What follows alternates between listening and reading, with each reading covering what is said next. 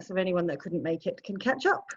So yeah, I just wanted to say thank you for donating your time, and then just to go straight over to asking you a little bit about yourself and how you got started in gardening, and things like so how you got started, and then Okay, how did I get started? Well, I'm afraid I didn't have a large calling or anything like that. I fancied a boy studying landscape design in UCD, and very good. I like the honesty. The only reason I went in there, and I ended up staying and did a degree in that and set up a business on my own. And just kind of, that was in Dublin. I stayed in Dublin for a few years and gradually lost the will to live, kind of designing gardens for people that changed their minds depending on what fashions they saw on the television. And so then I moved to the countryside in West Wicklow. Even though I grew up in Wexford, I just kind of came back down a little bit of the way, not the whole way, and decided after a couple of things happened, it kind of reminded me of relationships I had with the land when I was young. And I decided I wanted to do a different type of garden, and nobody would let me because it sounded like putting a bunch of weeds into someone's garden was way, way, way out of the consciousness at that point. And so the only way I could change my style or kind of present a different way of doing things was by putting a show garden together. So the only show garden place I'd ever heard of was the Chelsea Flower Show. So I basically I blagged my way into that realistically, and I wouldn't have done it if I'd not been so naive and known how absolutely terrifying the whole thing was, and ridiculous and impossible. Anyway, I did that, and I put in kind of a wild Irish garden.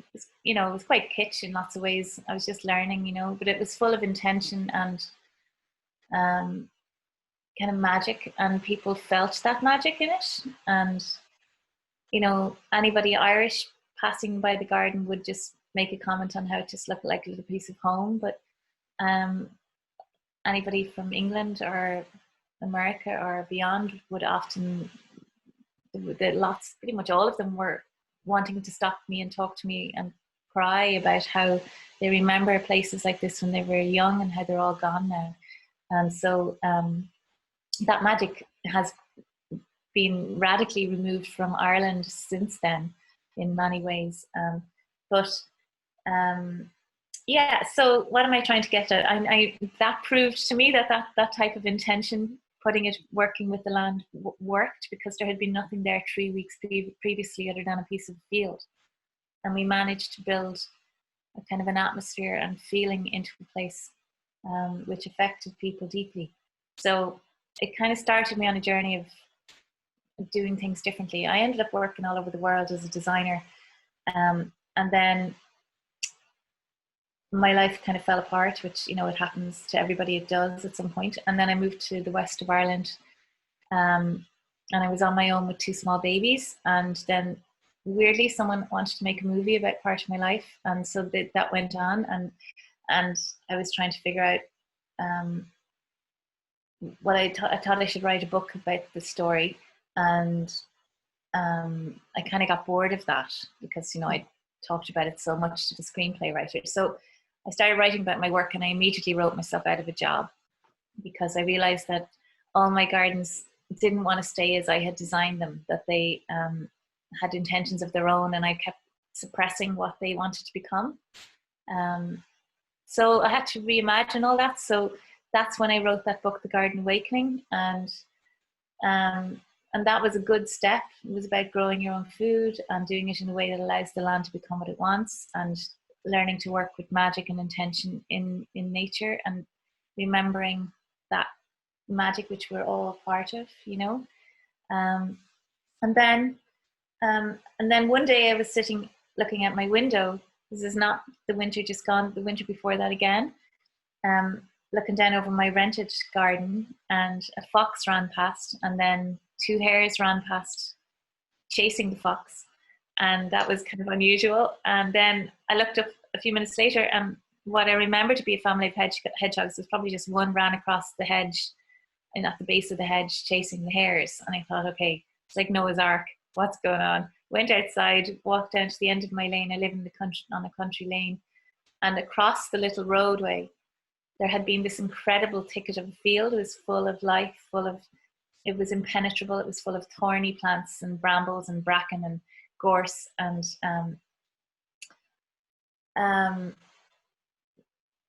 I had loved that field, but somebody had got planning permission to build a house at the top of the field, and they'd gone in with a digger and they did what everybody does, and they'd cleared out the field to make a garden without any thought for any of the creatures that we're sharing this place with. And I had done the same thing myself so many times that instantly I realized that was kind of the end of my career as a garden designer. And I had this idea of building a movement, creating arcs everywhere, because, you know, so I started writing a book about that, but then I decided I haven't time for that. So myself and my friends Claire Ledbetter and Joe Doyle and Jen Halter-Prenda in America, we put a website together, and Ruth Evans did some beautiful illustrations for it. And I put all the information I was thinking about up, and we called it We Are the Ark. And we're not selling anything. I want people to kind of just to inspire people to give as much of their land as they can back to nature, so that she can take care of all of her creatures who are hopelessly dependent upon. So that's it. That took off then, and it was brilliant. Yeah. You know what, that's because it's very inspiring. I mean, I love your book. It was really inspiring. But the We Are the Ark movement it really does give you sort of a direction for, like, you know, because I think it's often hard to know how to help nature, and you read all this stuff and you can feel very powerless. But actually what you're offering is really quite a simple solution and a really a straightforward message. I don't know if you want to articulate that a little bit, you know, just expand a bit more on that message. Yeah, sure. The most amazing thing about the We Are the Ark movement is that it's something which has been missing from the environmental movement in many ways, because as individuals, people feel powerless, like you say, and hopeless, and really frustrated, because what can one person do, you know? But when they build an ark, and I ask people to give half of their garden, if they can, back, or even just a window box full of weeds with a little sign in it is really cute, you know, and to you know, to take out any non-native invasive plants because they haven't evolved alongside the local food web, and to allow nature to kind of decide herself how to you know, progress in natural steps, you know, that she would not normally would in order to heal herself, you know.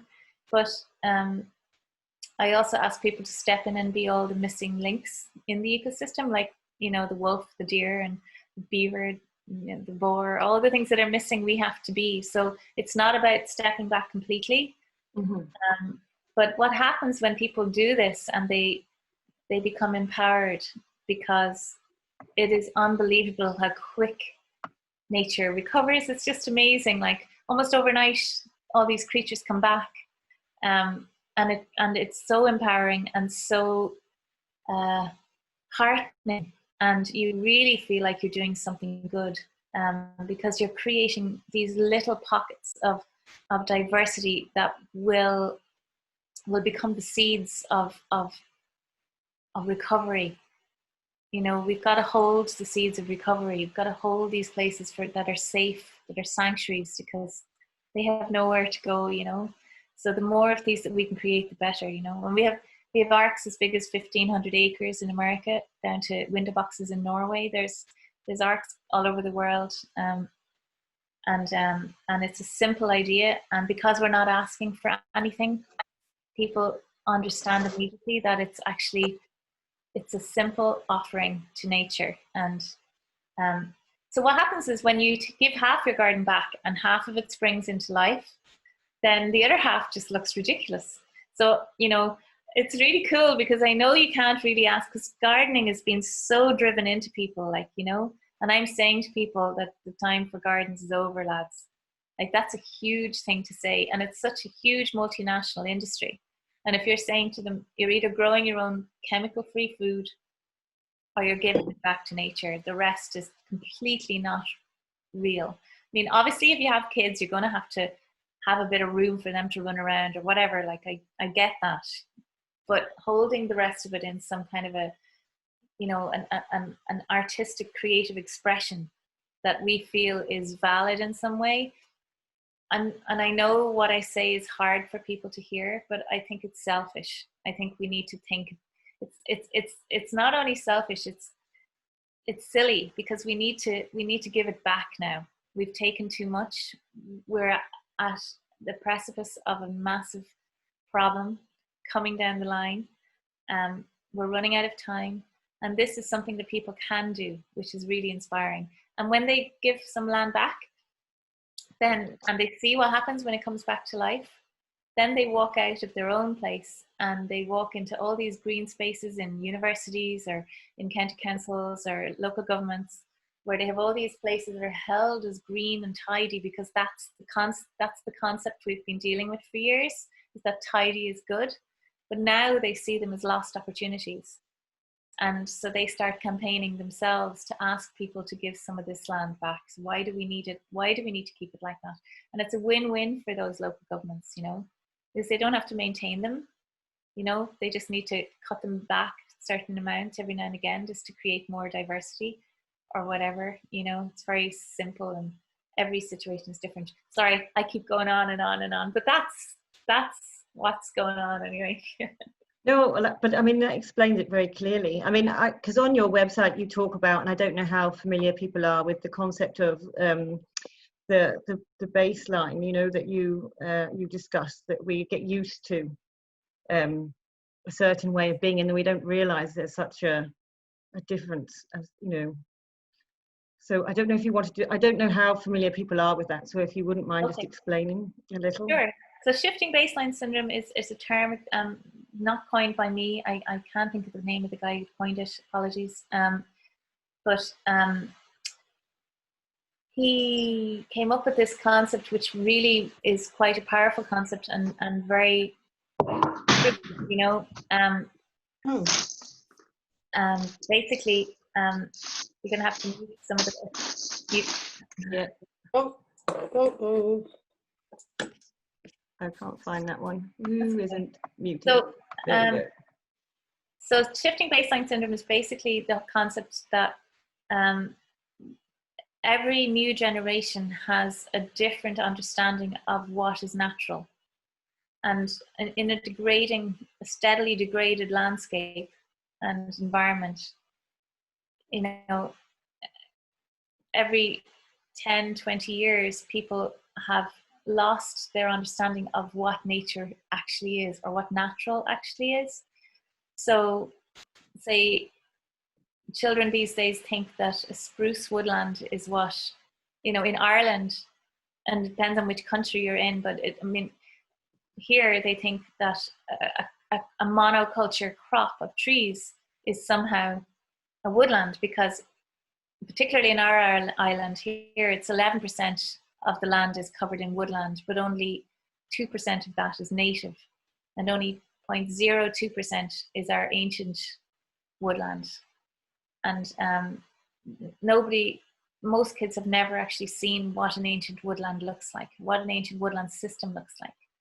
And the land is covered in this crop of trees, which is really damaging to, it doesn't support any diversity. There's no life in there. It's just quiet. It's dead. If you go into one of those woods, the amount of poisons poured on them is very upsetting. They acidify the soil. They destroy the ecology. The local food web is gone. They're just deserts, you know. And then, but it doesn't take much for them to recover. You know, once things start to shift a bit more, those woods can easily be rewilded, you know, and we can recover them back to nature very, very quickly, you know. So it is possible. But the shifting baseline syndrome is, yeah, like, so the seas used to be crystal clear because there was beds of oysters everywhere. You know, they were never this murky color that you couldn't see through. You know, and there was so much fish hopping out of them that it was just shocking, the abundance of life. You know, the green hills of Ireland, as an example, you know, that's a very iconic image of Ireland, but actually they're green deserts that are held in that way by sheep. And once you take the sheep off and protect it from sheep and goats and deer, from overgrazing, because we're missing our wolves, there's no control on them, and they just eat everything. So there's big chunks missing out of the web of life here, and without those kind of apex predators, without the full web of life in place, you can't have a fully functioning ecosystem. But in our small little patches of arcs, we can, because we can step in and do those jobs that are missing. Sorry, I'm wondering. No, not at all. So if you, so for those of us starting out creating our arcs, what sort of plants would you see there, and then what sort of jobs would you expect? So if you're pretending to be the wolf or the beaver or the boar, what is it that you are trying to, you know, what actions are you creating? Okay, so that probably does sound quite confusing.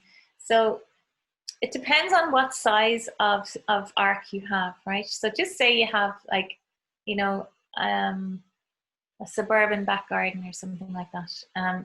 You might only get to have certain levels of arc, right? You mightn't be able to have woodland. You mightn't have, you know, but you will always have space for at least one tree, you know. But ideally, if you have enough space, the ideal thing would be to have layers of ecosystems. So like the top layer would be, you know, mature trees. And, you know, like in the book, I talk about layers. Well, it's a bit like that, except it's with native plants. Although you can mix in food plants as well, obviously, you know, because that's the whole point is to try and feed yourself from your own piece of earth as well. But you say you'd have your parent trees, you might have the lower canopy trees, then you would have the shrub layer, the perennial layer, the ground cover, the root layer. Now, so every year, like, just say if you started off with a lawn, I would ask people to remove the lawn, you know, unless it's... Oh.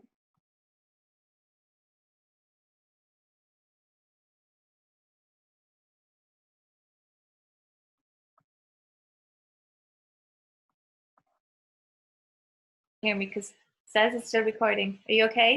Yeah, now I'm back. You're back. Sorry. No, it's no problem.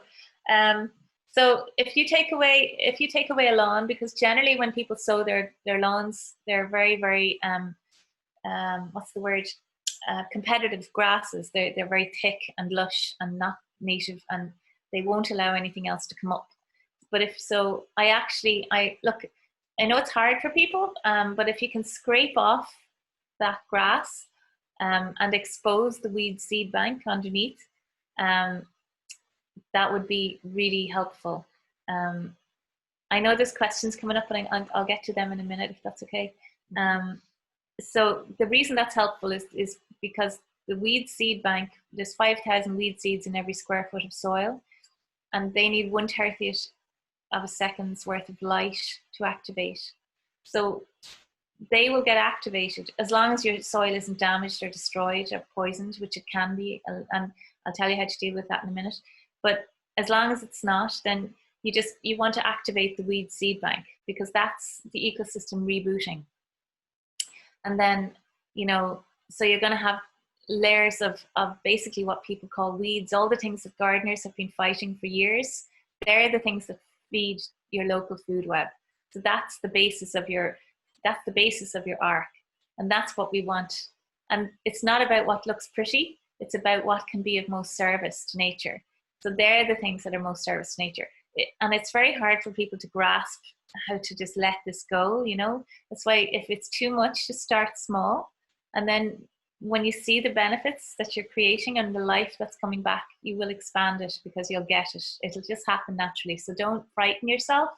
If it's too much, just do a little piece and then expand it out. like you could do really, you know, you can start off, you could do like a section, and you could do this lovely woven willow or hazel edging to the arc, so that you feel like, you know, it looks like it's contained. But after a while, you'll come over to our side of the fence and you won't even know it's happening. So yeah, just be gentle with yourself. Is that That's what good you advice. asked me? Well, Yeah. no, Oh yes. So then I would also ask people to find, you know, sometimes the soil might look, if you've got an island, which a garden often is, it's an island which is disconnected from a native ecosystem. So you might have to bring in things like locally sourced tree seeds, or tree cuttings, and you can get them from ancient hedgerows or from woods. You can find pioneer plants like birch or willow or alder, depending on where you are in the world again, but find the native local ecosystem if you can.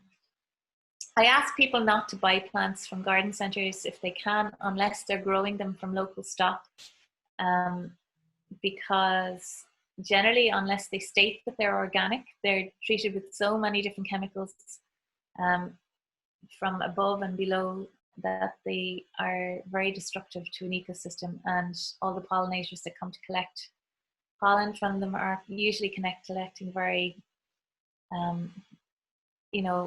insidious chemicals that are persistent and systemic, and they don't leave those plants, So sorry, I wander.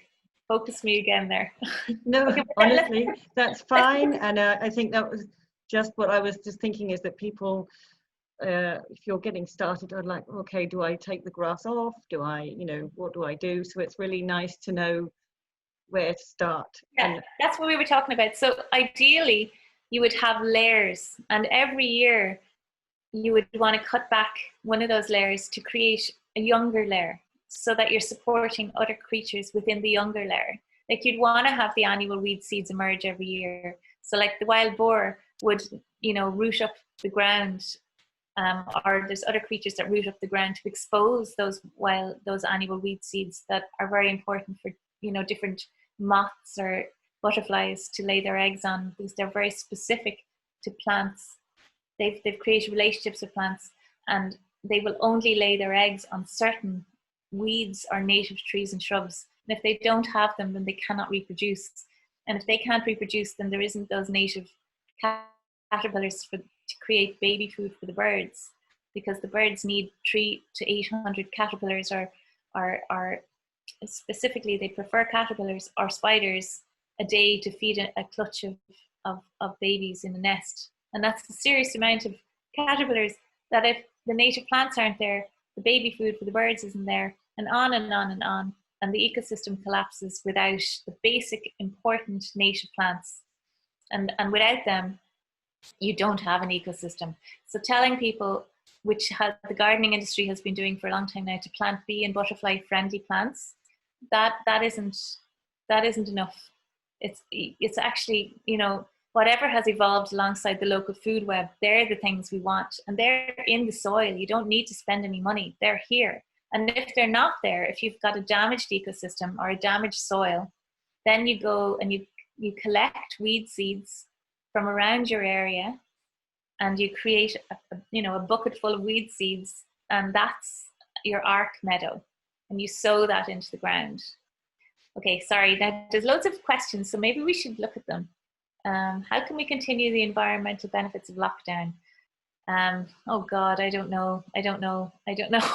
Half of me is thinking, oh God, they're just going to try and go back to normal.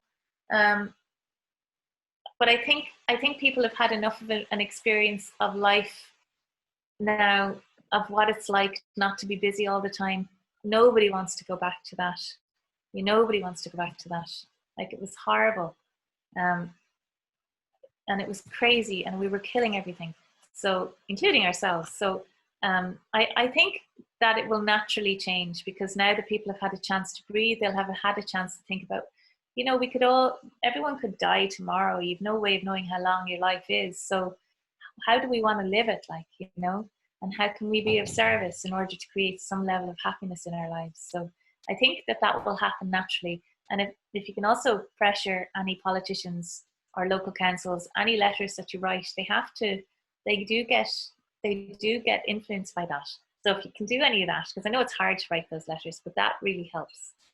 Now, in a show farm, we've let the thistle take over space entirely. We've watched seed heads blow in the wind and have been gentle with ourselves. And 3 years later, they're gone from the space entirely on their own. That's absolutely true. That works.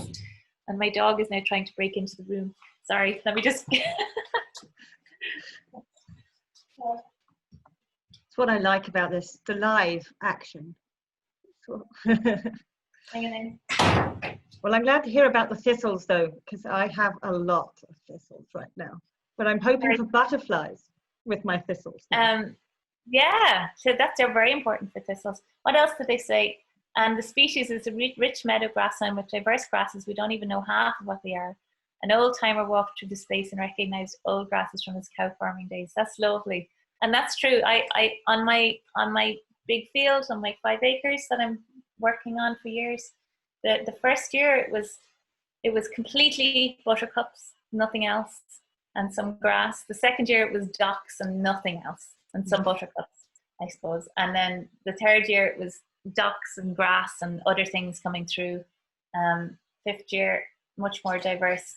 This year it's more diverse again. It naturally will, people get freaked out by fields of rushes or docks or whatever, but it's just, if they're not non-native invasive plants, they're generally just there for a moment or a season or a reason. Do you know what I mean? They're there to do something important, and they will pass. And it's stupid that we think we know better. Of course we don't know better. Okay, from Mark, could you take a more gradual process, taking cuttings of grass off and then rake out some of the grass? Yeah, you could, I suppose. I mean, see, I suppose I know that that's the given information is to like for wildflowers to take off. Well, see, the grass is probably the problem with the grass is that it is you're going to need to do that if you're going to hold the grass. Of course, you can look. Let me tell you what to do. You do whatever you think is right, Mark. I mean, I'm just here trying to do the best I can, like everybody else. So whatever you can do, even if it is raking out some of the grass and plugging in wild plants and getting yellow rattle to grow so that it's parasitic to the grass and allows more wild plants to come through. Where do you start when you have a big space, 6 acres? But I suppose you let it go, and it depends on every space. You let it go, you give it back, you watch for a year, wait and listen and see what's happening and observe and learn from the land, listen to what it's doing, see what it needs. And you have to actually learn a little bit, read about it. Why is it full of buttercups? Or, what is that the buttercup contributing to the land? What's it putting back in? What mineral is it adding? Is it horsetail? Is it adding silica? What is it? And generally there's a reason.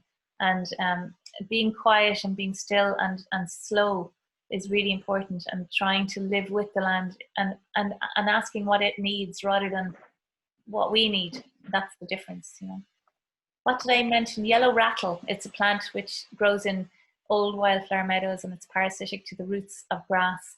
You can get it in the mixes from Sandro Cafola in Ireland, designed by Nature in Carlow. He sells brilliant mixes of wildflowers. And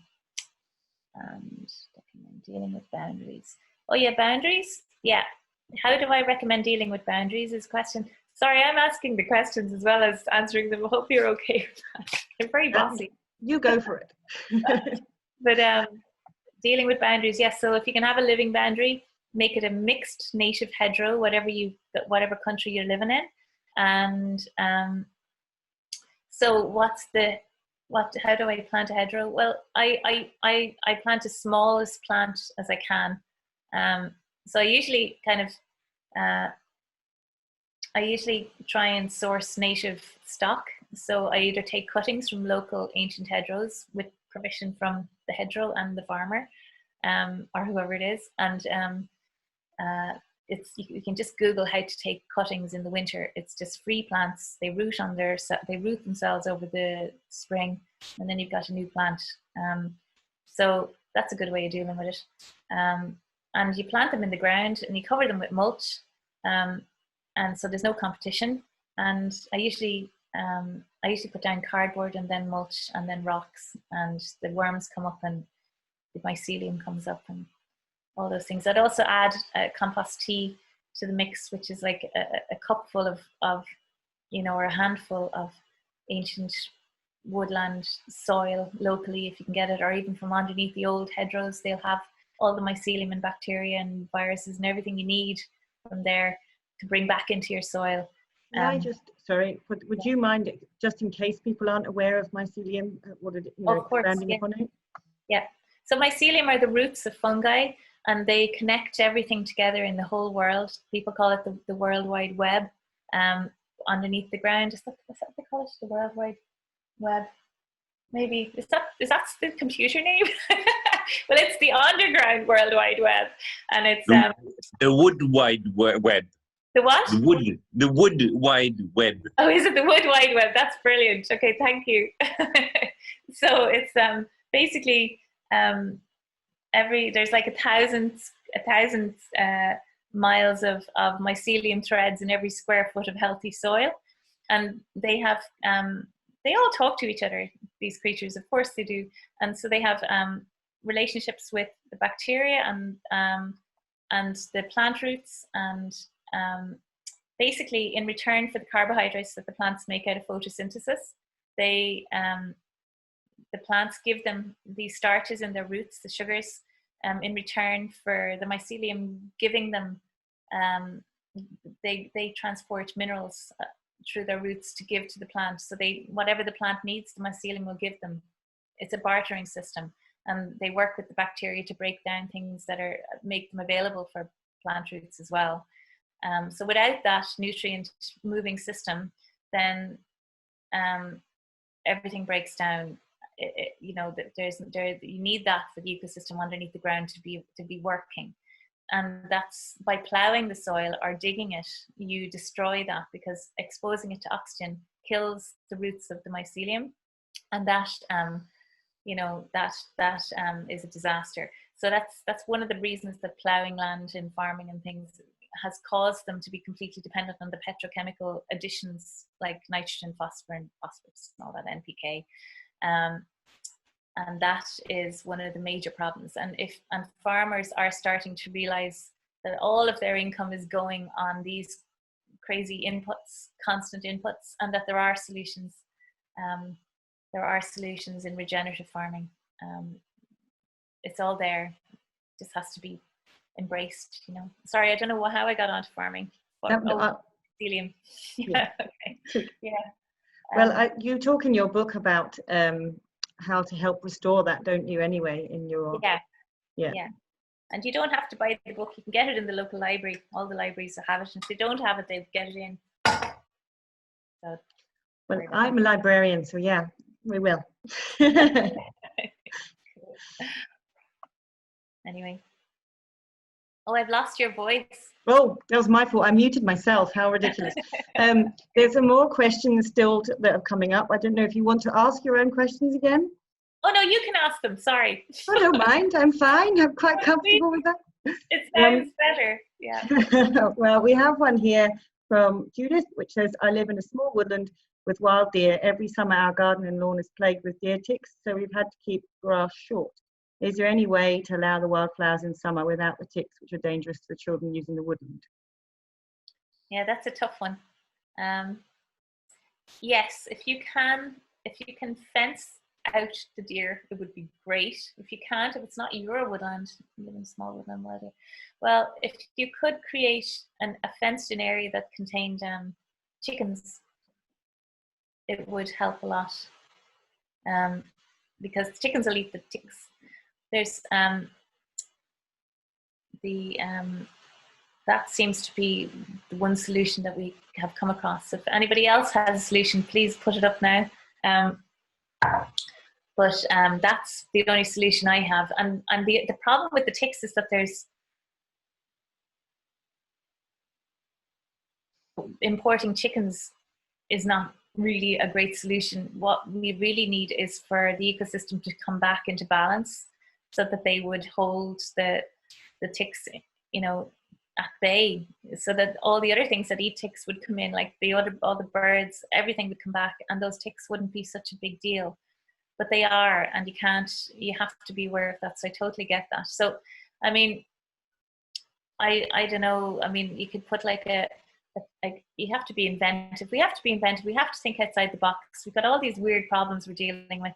So you have to think outside the box. It's that simple. So, if you can, I can't think of the bird. Sorry, that's why I keep stumbling. And there's another bird that's much better than chickens. I just cannot think of it. But there's a lady here that says rosemary. Judith Riddle says that researching rosemary to add to boundaries would stop ticks. Well, that could be interesting if it worked. See, there are going to be solutions, and that's probably the sort of thing that will help, But yeah, rebalancing the ecosystem is the ultimate aim. And if you can keep the deer out, because you can't really have an arc deer anyway, because they eat everything and they won't allow anything to regenerate. So if there's some way you can even create areas where the deer can't come in, and then try and restore the ecosystem in those places, and let the kids play in those places, that would be cool. But the only way, that would be very difficult. Like, I know I'm an over-the-top mother on many occasions, and I don't, I know I'd be worried about ticks as well if I had deer hanging around. So I don't know how to answer that other than to do what you can. Sorry, it's a very vague answer, but chickens definitely would help. It's a good excuse to get chickens. Yeah. And they love living in trees, and they like that.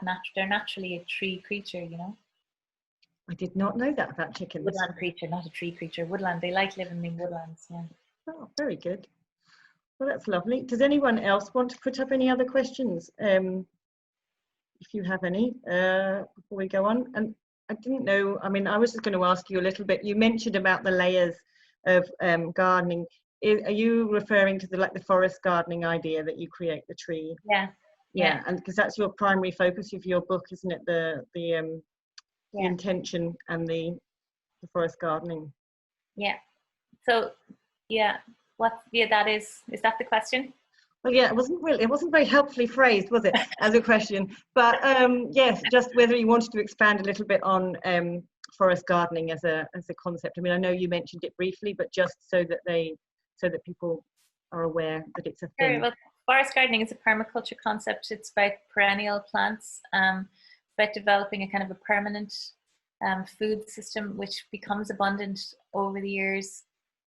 In some countries, they're quite easy to make if you've got lots of sunlight. They're harder to do somewhere like this. You have to leave a lot of space between the canopy trees and the ground level, so that enough light gets through. Otherwise, it won't work. So you need a lot of space, or else very few trees within the system. But it takes a good few years, but the abundance comes. It does take a few years to develop, but once it develops, then it's a really strong sort of self-managing system. And so it's full of perennial plants, perennial food plants, native wild plants as well, so that there's a good ecosystem balance in there. So yeah, that, I don't really know if that's enough, but like what I'm saying about the difference between arcing and the forest gardening thing, it's only just in terms of an image. I suppose I kind of want people to understand that if you let your land go at the same rate every year, then it'll all become, a top heavy canopy with very little growing underneath.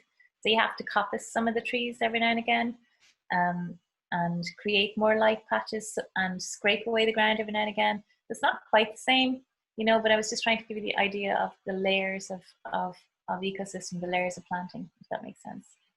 Mm-hmm. Well, we've got another question that says, when you knew you couldn't do formal gardening anymore, what helped you make the shift and go all the way with that? Oh, guilt. You know, the good Irish dose of guilt. Great answer. We're so good at that, aren't we? I felt so bad that I'd done this to so many other places and removed habitat from so many creatures without even thinking. I just hadn't thought about it. I just couldn't do it again. Yes, nettles will eventually give way to other plants, but nettles, I would not want to lose my nettles. Half of my vegetable patch is nettles because we eat so many of them. and there's such a great habitat for so many creatures.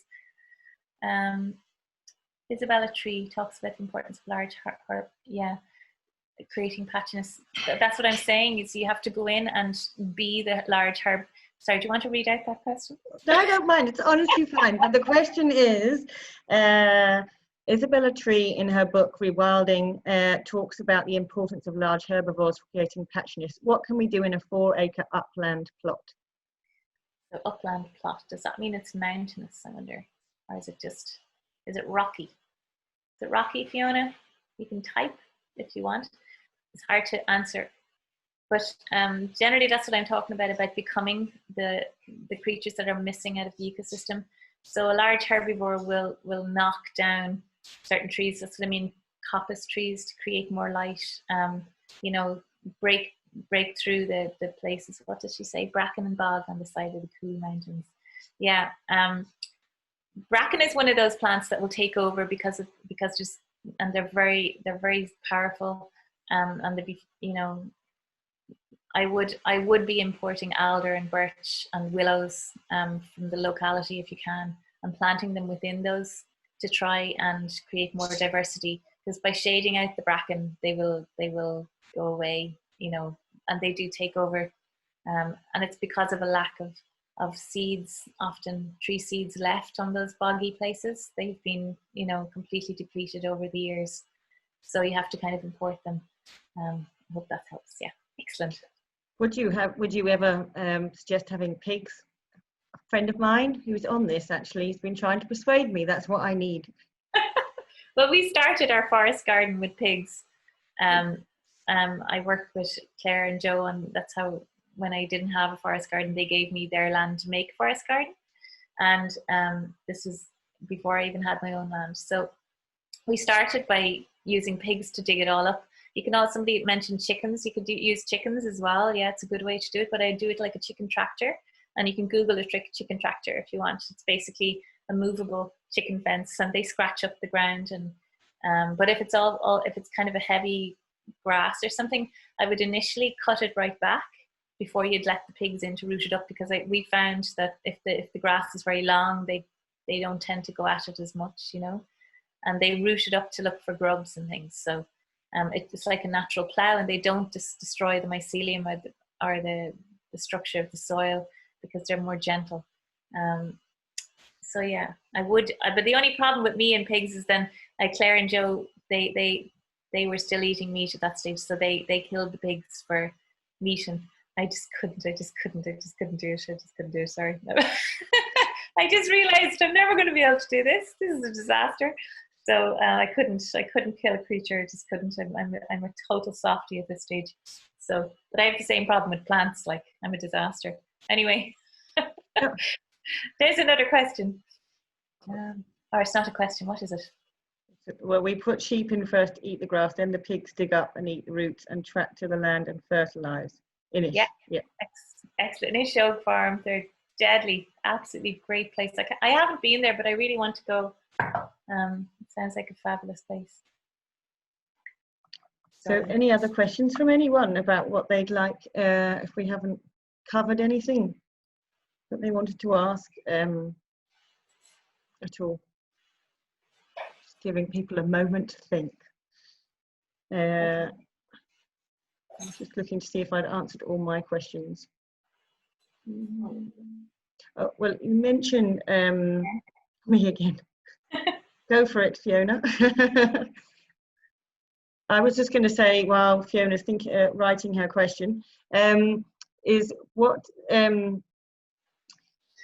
you mentioned about having arcs, and have people experienced issues with, you know, neighbours commenting on your garden, or even neighbours, friends, partners. My front garden, okay, because I've chosen to do my front garden, which is not the best solution, but I started with my front garden. I've taken all the grass off. It's mostly dogs. I feel the arc sign helps to give the explanation. I think that maybe just a little bit about having the sign and how to explain it to other people. Yeah, totally. Yeah, the blowback from community when you rewild, it's totally a big problem for people. Like the amount of shame that's thrown at them. I mean, their neighbors will come in and offer to help tidy up their gardens, because clearly they haven't a clue what they're doing, and they're being kind. So if you put up a sign saying this is an ark, and put the website underneath, and people make the most amazing signs.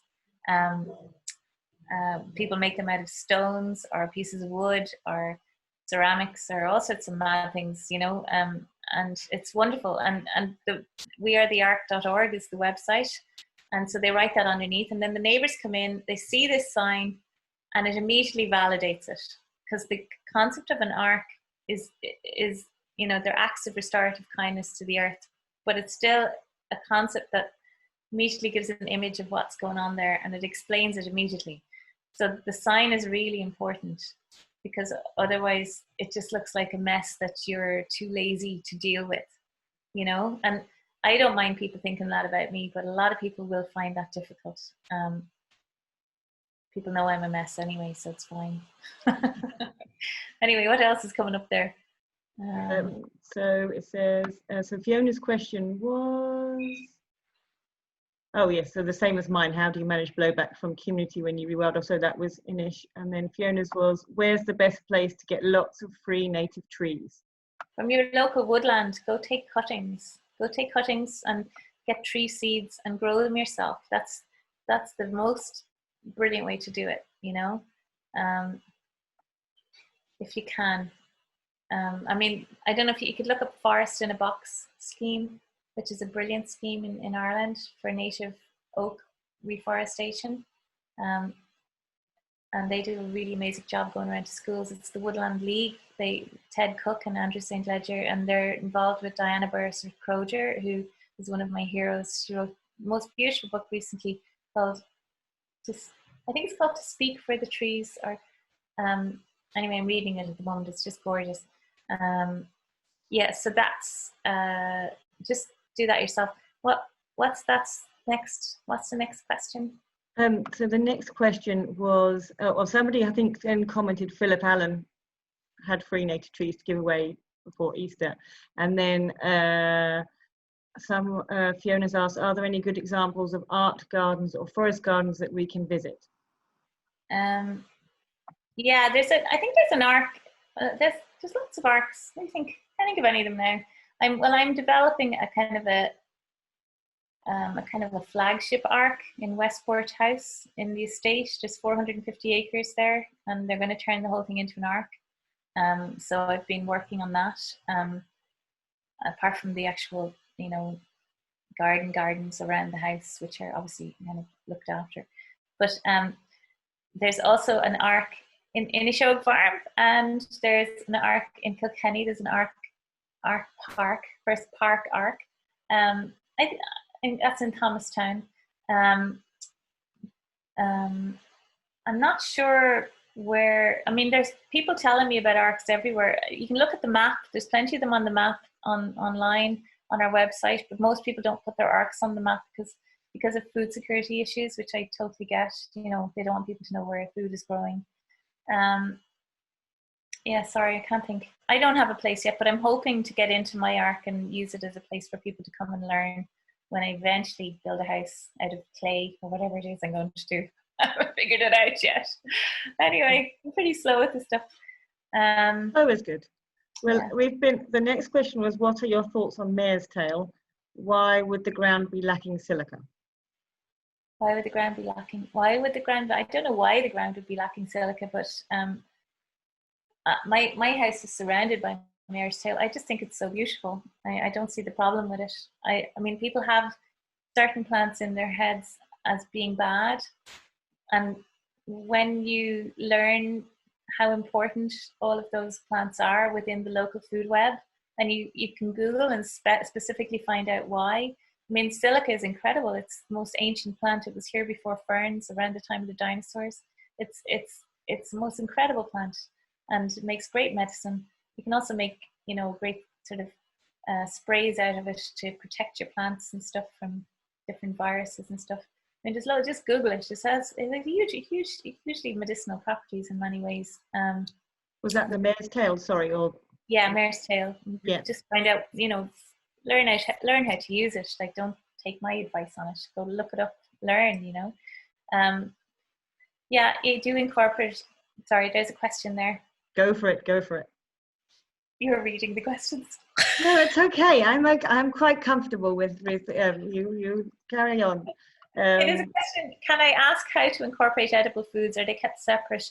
No, I explained earlier that in the house that I rent, for example, I can only have a certain amount of land that I can use, and I keep expanding it every year.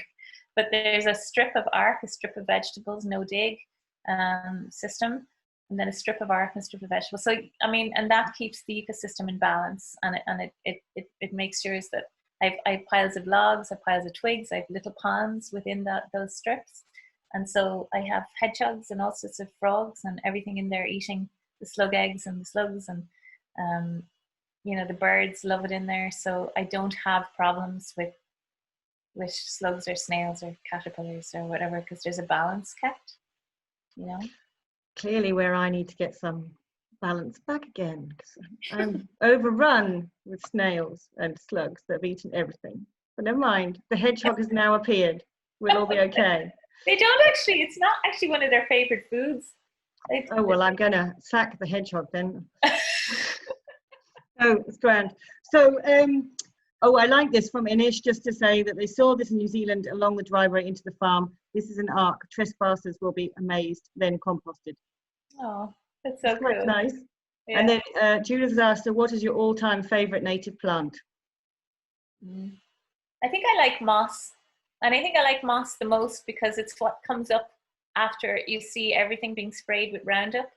Plant that comes up to heal the ground is moss, you know. So I have a lot of respect for moss, that it can cope with that level of poisoning, you know. Yeah. I like that. There's somebody here that they agree your arc and food area are totally intermingled. Yeah, so are mine. You're dead right. But not everybody knows their plants. So as a forager, you do. But some people need to keep their plants separate so they know what they can and can't eat. But yeah, once you do know them, it's a really good way to go, for sure. So just a comment here that the Woodland Trust is another option for native trees. Inish would like an arc tour. And then Double Dutch, hello, haiku. He said that we would, his place is pretty archy in Portaferry, and I haven't been, but I have heard him talk about it, so I know that it is.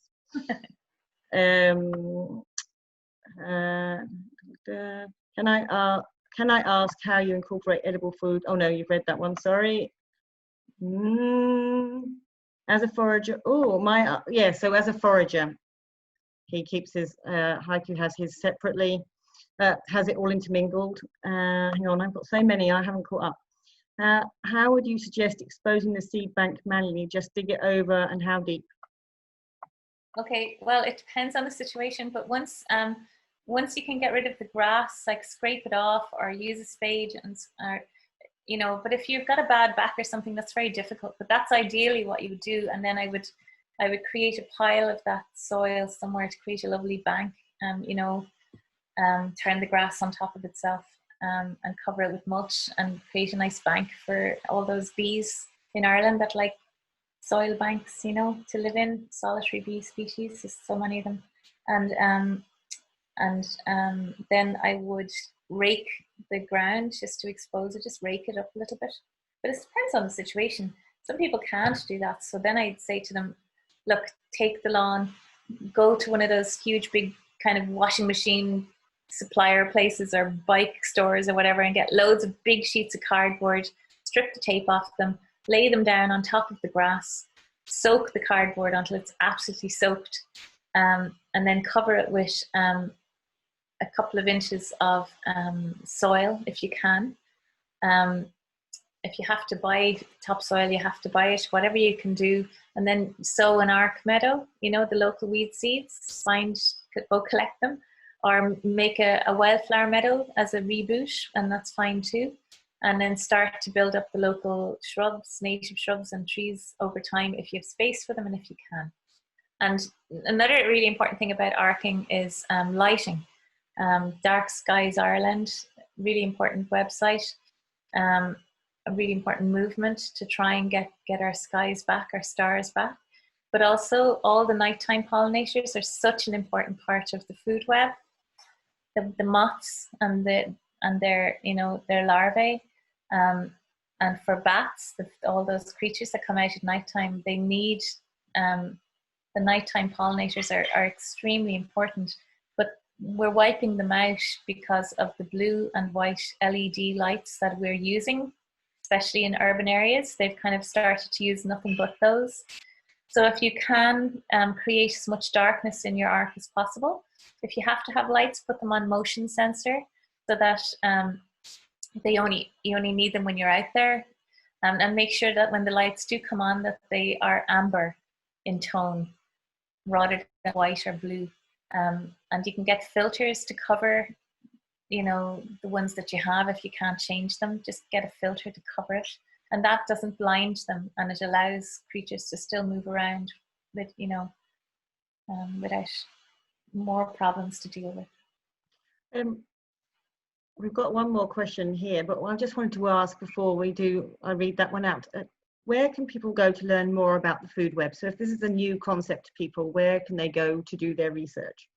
On what, food webs? Yeah, just on the, I guess on the food web, on the ecosystem, you know, just some places to start. Well, one of my favorite books is by a guy in America called Doug Tallamy, D-O-U-G Tallamy, T-A-L-L-E-M-Y. I think that's how you spell his name. And he has two books which are really important, which will explain all of this. One is called Bringing Nature Home, and the second one, which is just released, is called Nature's Best Hope.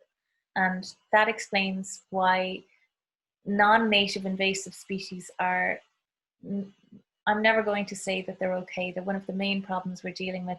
People do have different attitudes to that, but I don't. And I don't agree with using chemicals to remove them. I think we're lucky in being a movement of people who have one little patch of earth to look after, where we can take the time to remove them manually, keep on top of it, and get rid of them, you know, and do it in a way that allows native plants to take over, you know. Every individual species is unique and every situation is unique. So, but I would say, like, people don't understand that rhododendron flowers are killing the pollen, are killing bees, you know, but when they collect, they're poisoning bees when they collect the rhododendron pollen. They're like, you just, this idea that somehow it's okay to try this mass experiment of non-native plants that have not evolved alongside the local food web. I don't think we have time to try the experiment out or to follow it through. I think we have to try and protect the native plants and native creatures as much as we can and support them as much as we can.